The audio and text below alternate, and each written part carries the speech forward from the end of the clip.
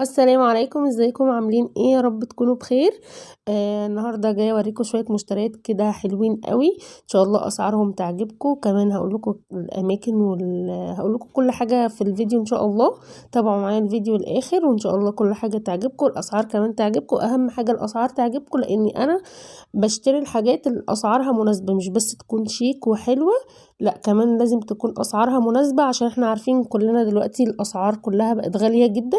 لكن في اماكن انا رحت النزهة وجبت كمان منها حاجات. هقول لكم على كل التفاصيل في الفيديو ان شاء الله. تابعوا معايا الفيديو الاخر وهتعرفوا كل حاجة. شايفين الكريستالة القمر دي؟ الكريستالة دي في منها انواع كتير. اتأكد ان هي شكلها كده بتلمع كده وتحس ان هي مذهبة، والكريستال بتاعها بيلمع، لان في منها التقليد. ودي كان سعرها 65 جنيه، وفي ناس بتباعها ب75. وكمان التحفة دي هي دي ديكور. شكلها بيكون كده جواها كريستالة كده ازاز، وكمان بتحطي فيها شمعة، بس انا مش هنور الشمعة عشان بتعكس الاضاءة، بس هي الشمعة بتاعتها بتنور. الشمعة كمان ديكور. ودي كان سعرها 150 جنيه. يعني هي دي سعرها غالية شوية، بس بقية الحاجات سعرها حلو جدا جدا، وان شاء الله تعجبكم جدا. اما الطبق الكريستال ده شكله برضو عجبني قوي، قلت اجيبه واحط فيه الحاجات الباديكير. وده كان سعره 20 جنيه. شايفين الاسعار حلوة قوي ازاي؟ ولسه في 10 وفي حاجات كتير هتعجبكم ان شاء الله. ودي كمان صينية كده ديكور برضو مذهبة كده بالشكل اللي احنا شايفينه ده.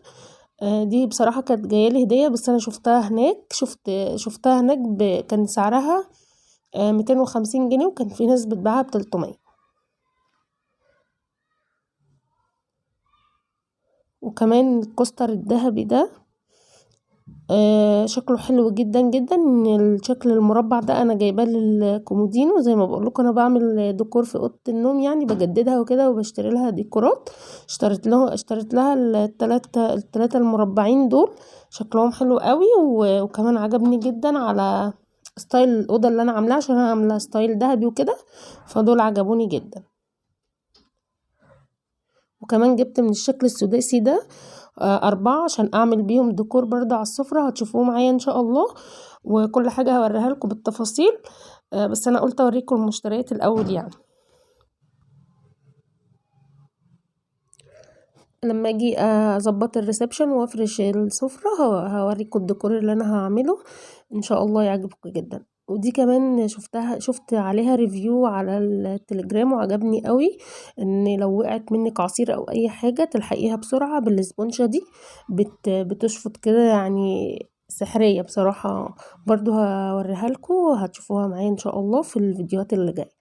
وجبت الرنر ده دول 3 مع بعض، رنر و2 كوشن كده بتوع او رنرين صغيرين للكمود، للبف، للتسريحة، يعني تستخدميهم زي ما انت عايزة.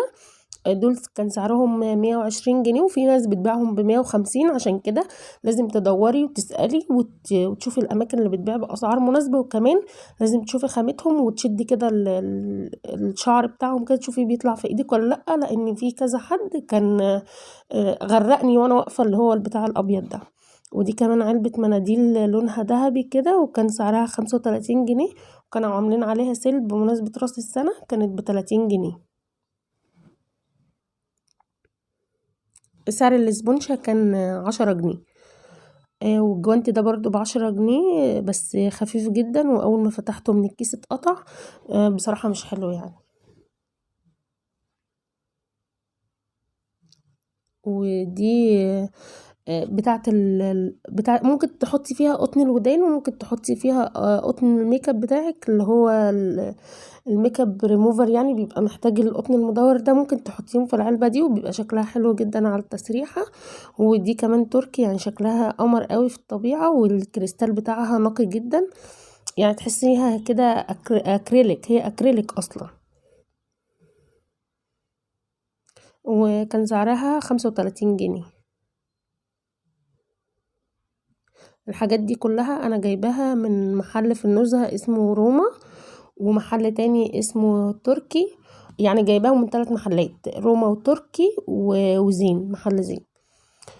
شايفين انا بقول لكم تشدوا كده الشعر بتاع الكوشن كده، تشديه كده تشوفي هو بيطلع في ايدك ولا لا، لاني انا كنت في محل قبل ده كانت الحاجات دي بتطلع في ايدي وغرقتني كده، تحس ان انت شايله قطه والقطه دي شعرها بيقع وكده. فاتاكدي ان الحاجات دي ثابته عشان كمان في الغسيل تبقى حلوه معاكي. ودول كان سعرهم الواحد 50 جنيه، سعرهم حلو قوي، وفي ناس بتبيعهم ب80 وب90 وب100. بصراحة لازم تلفي وتشوفي الأماكن اللي سعرها مناسب، عشان دلوقتي كل واحد بيبيع بسعر مختلف وأنا مش عارفة ليه. دول مفرشين للسفرة، دول خامتهم تحسي كده ان هما بلاستيك خفيف، بس خامتهم حلوة جدا، عجبتني جدا. هما برضو تركي، وبيبقى شكلهم حلو قوي على السفرة، تحسي ان انتي حاطة مفرش يعني مع الكوسترات وكده، بيبقى عامل ديكور حلو قوي. ان شاء الله لما اجي اعمل الديكور ده هوريهولكم. بيكون هو مقاس السفرة عندي، انا السفرة عندي كبيرة مش صغيرة، هي 8 كراسي. مش عارفة بصراحة طولها وعرضها قد ايه، بس هي يعني كبيرة، وده كمان قضاها يعني الحمد لله. لما اجي اعمل الديكور ان شاء الله هوريهولكم، وان شاء الله يعجبكم. وكان سعره 35 جنيه، وجبت منه 2. جبت منه اللون الابيض واللون الكافيه ده، بس هو مش باين في الكاميرا، مش عارفة مش عارفة الكاميرا جايبة لونه عامل كده ليه، بس هو لونه كافيه.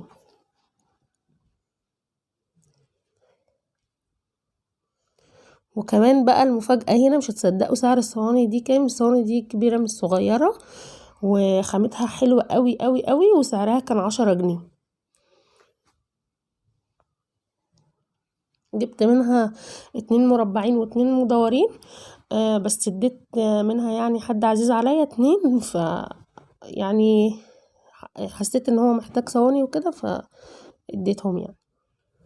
وكمان الطبق بتاع ايكيا ده، الصينية اللي هي الدانتيل دي، كان في ناس كتير جدا بتبيعها ب40 وب50، لان دي البلاستيك مش اللي هي التانية المعدن. ولكن انا جايباها ب16 جنيه، تخيلوا.